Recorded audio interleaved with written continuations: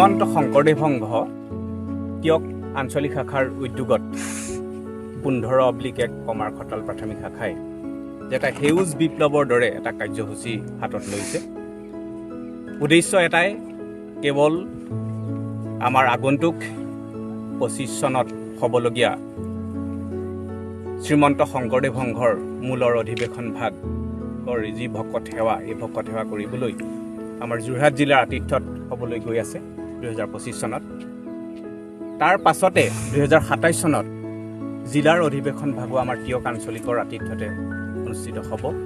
এই অধিৱেশন কেন্দ্ৰিক কথা বতৰাৰে শ্ৰীমন্ত শংকৰদেৱ সংঘ তিয়ক আঞ্চলিক শাখাই এনেধৰণৰ কিছু কাৰ্যসূচী প্ৰাথমিকবিলাকত লৈছে আৰু তাৰ অংশ হিচাপে জয়তে এই 15/1 কমাৰখটাল প্ৰাথমিক শাখাই এই ধান খেতিৰ এটা আঁচনি গ্ৰহণ কৰিছে।